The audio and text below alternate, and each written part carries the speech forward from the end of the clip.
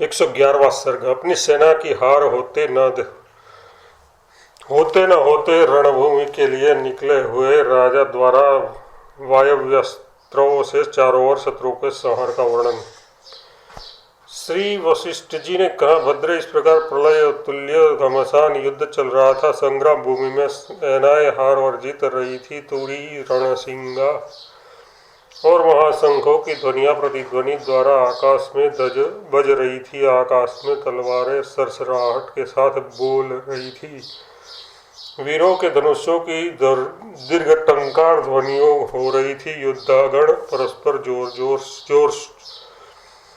जोर शोर से ताल ठोक रहे थे। निर्दयता से पिटे हुए कवच जोर से कट कट शब्द कर रहे थे। राजा विप्रचित्त की सेना कुछ हार सी रही थी। काटी जा रही लताओं की भांति सेना का बहुत बड़ा भाग मूर्छित हो रहा था। इतने में राजा विप्रचित्त के रणभूमि प्रयाण की दुदुम्बी, जो वज्र प्रयुक्त प्रलयकालीन मेघ की सी ध्वनि से पूर्ण थी, दिशाओं को अपनी ध्वनि से पूर्ण करती हुई बजी। उक्त दुदुम्बी ध्वनि एक साथ टूट रहे कुल पर्वतों की ध्वनि के समान प्रचंड थी। उनसे प्रकट हो रही अपनी गड़गड़ाहट से सकल दिक्तटों को स्तब्ध कर दिया था। वह राजा विप्रचित्त भगवान श्री विष्णु जी की सधे भुजा जैसे चार शरीरों से रणभूमि के लिए चौतरफा निकला। चतुरंगणी महती सेना से चारों ओर घिरे हुए राजा ने अटारियों से परिवृत्त नगर से कठिनाई के साथ निकलकर संलग्न अपनी सेना को खाली बलहीन देखा और शत्रु सेना को बलयुक्त देखा। शत्रु सेना का क्या कहना था। वह युद्ध के लिए संलग्न गरज रहा भयंकर चलने वाला समुद्र ही था। बाण रूपी जल कणों से खूब भरी थी।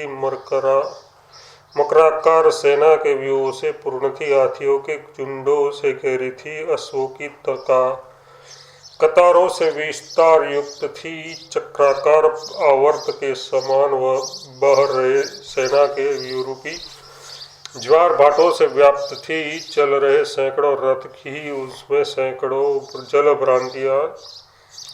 जल भ्रमियां थी। पताकाएं ही छोटी छोटी लहरें थी। चमक रहे श्वेत छत्र रूपी फैन से वह लबलबावर भरी थी।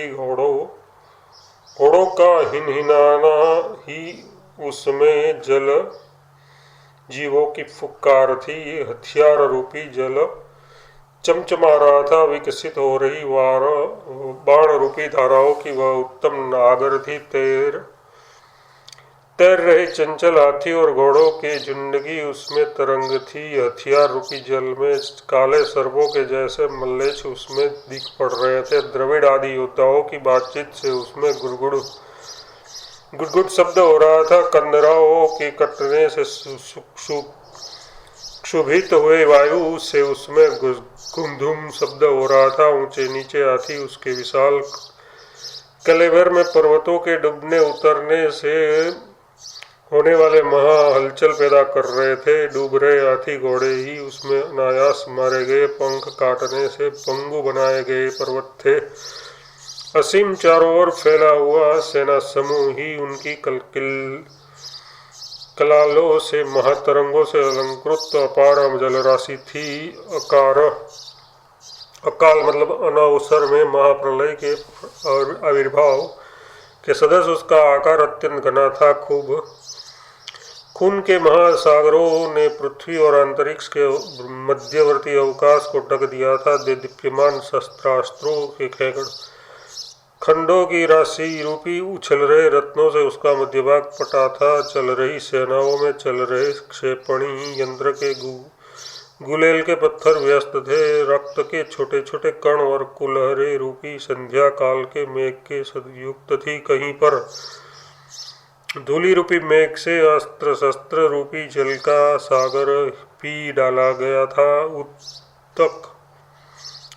उक्त संग्राम सागर को देखकर मैं इसका अगस्त्य ने जिस प्रकार सागर को पी लिया था वैसे ही इसे पी डालूं। ऐसा मन में विचार कर उसने संग्राम सागर को पीने के लिए वायव्य अस्त्र का स्मरण किया और जैसे मेरु रूप धनुष में त्रिपुरासुर के वध के लिए उद्यत हुए शिव जी ने अस्त्र का संधान किया था वैसे ही चारों ओर उसने उसका संधान किया। राजा ने अपने देश के शत्रुओं के हित के लिए शत्रुवध के लिए अग्निदेव को नमस्कार करके जप कर शीघ्र जैसे उष्ण भीषण अस्त्र को छोड़ा वैसे ही उसकी सहायता के लिए महान अस्त्र श्रेष्ठ पर्जन्यास्त्र को शत्रु रूपी आतप की शांति के लिए छोड़ा। चारों ओर वायव्यास्त्र और पर्जन्यास्त्र से युक्त अतः एवं अष्टमूर्ति उस भीषण धनुष से दिशाओं के अवकाश को पाट देने वाली बाणों की नदियां, त्रिशूलों की नदियां, चक्रों की नदियां, कुहाड़ों की नदियां, तोमरों की नदियां, बिंदीपालों तोपों की नदियां, पर्वतों पत्थरों की नदियां, व्रजों की नदियां और बिजलियों की नदियां बह निकली। कल्पांत के प्रलय सूचक प्रचंड वायु बहने लगे। जलधारा की नदियों के प्रवाह तलवारों की वृष्टि के साथ बह निकले। युगों के अवसर में टूट फूट कर धराशायी हुए पर्वतों से निकले हुए प्रचंड वायु से बढ़े हुए उत्पातों के समान मोटे ताजे साप बाणों के साथ बह निकले। उस शस्त्रास्त्र वृष्टि के वेग से वह पूर्वोक्त सी विशाल शत्रु सेना सागर को शीघ्र ही धूल के ढेलके की भांति चारों ओर उड़ा दिया गया। उसमें कुछ भी समय नहीं लगा। जल वज्र और शस्त्रास्त्रों की वेगती वृष्टि तथा प्रचंड आंधी से शत्रु सेना बाध रहित तालाब के जल की भांति चारों ओर भाग खड़ी हुई। तब वह चतुरंगणी सेना युद्ध से विमुख होकर वर्षाकाल की पर्वत नदी के महाप्रवाह के तुल्य भागती हुई चारों दिशाओं को चली गई। सेना पर्वत नदी की समता का उपादान करते हुए भाग रही सेना का वर्णन करते हैं। वायु के प्रवाह में ये बह रहे पसीने से तर काटे हुए बड़े बड़े पताका दंड ही उस गिरी नदी रूप सेना में वृक्ष थे। किरण रूपी फूलों से चित कब्रे मिश्रित चंचल खड़ग ही लताओं के समूह थे।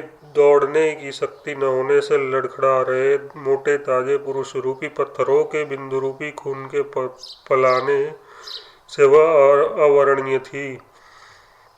भयंकर घुरघुर शब्दों से वह कायरों के हृदय को टुकड़े टुकड़े करने वाली डरावनी थी। वह बह रहे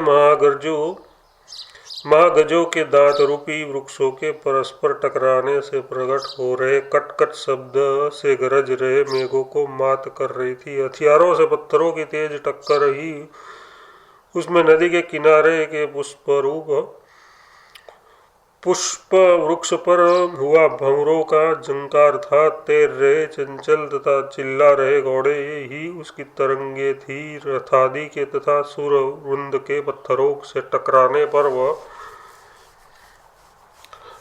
पर हुए आवर्त स्वर रूपी मेढक तथा पक्षियों के शब्द से युक्त थी। पैदल सेना रथ हाथी और अश्वरूपी पाषाणों के परस्पर टकराने से वह संकुल थी।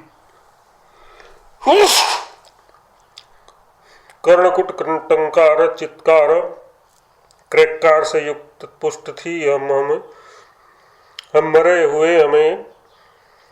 मरे हुए प्रकार के जनलोक कोलाहल से भरी थी। सेना रूपी जल के बड़े बड़े आवर्तों में गुड़गुड़ शब्द ध्वनि हो रही थी। रक्त के कण तथा कोहरा रूपी संध्या काल का मेघ उसका चंद्रमा था। शस्त्रास्त्र रूपी लहरों से वृट वृक्षों के समान काटे गए मेघ जल से नम्र हुई थे। वर्षा से पंकज युक्त हुए भूप्रदेश के तट को तोड़ने से वह विशेष शोभित थी। मार्ग बनाने के लिए भाले त्रिशूल गदा बल्लों को धारण करने वाले भाग रहे योद्धाओं से वह बह रहे तालाब के समान अद्भुत थी। रोध हो रहे कातर लोग ही उसमें गिर रहे मृग छोने थे। मरे हुए हाथी घोड़े और योद्धाओं के समूह रूपी जीर्ण शीर्ण पत्तों से वह आच्छादन थी। पीसे गए शरीरों के वसा और मांस के कीचड़ से उसमें चारों ओर कीचड़ ही कीचड़ हो गया था। चूर चूर की हुई हड्डियों की उसमें कुछ स्थूल बालू वाले तट थे और खुरों से खूब पीस गई महाहड्डियां भी ही उसमें महीन बालू वाले तट प्रदेश थे। उसमें वह बह रहे पत्थर समूह तथा लकड़ियों की चोटियों के समान में आपस में टकराने से कटकट शब्द होता था। गरज रहे प्रलय काल के मेघों से बह रहे प्रलय काल के प्रचंड वायुओं से गिर रही प्रलय कालीन मूसलाधार वृष्टि से प्रलय काल के वज्रपात रूपी संकटों से पंकमयी सकल भूतलों से जल से उपद्रवपूर्ण स्थलों से तेजशील से जम गई वर्षा धाराओं के आकार के आकाश में बने पिंजरों से समस्त नगर गांव और घरों को जलाकर राख कर चुकी अग्नियों से प्रजा घोड़े हाथी और पैदल सेनाओं के रुदन से आकाश और भूमि में हो रहे तीक्ष्ण ध्वनि वाले रथ और मेघों के गरगर शब्दों से चारों ओर विपश्चित के धनुष के चारों तेज क्रैकारों से बिजली रूपी कंकण का विस्तार करने वाले मेघों के परस्पर टकराने और रगड़ खाने से बाणों शक्तियों मुद्गरों बल्लमों भालों और बंदूकों की वर्षाओं से चारों ओर शक्तिशाली बलशाली राजाओं के असंख्य सैनिक भागते हुए मच्छरों के समूह की भांति शीघ्र नष्ट हो गए। सीमांत के राजाओं की सेनाएं तीक्ष्ण वही राशि के सदस्य शस्त्रास्त्र समूह रूपी मेघों की आग से लोगों को घबराहट में डाल देने वाले वज्रपातों से व्याकुल होकर चंचल सागर जल में उबाले जा रहे जलचरों की नाई बड़वाग्नि में प्रवेश कर रही थी। 111वां सर्ग समाप्त।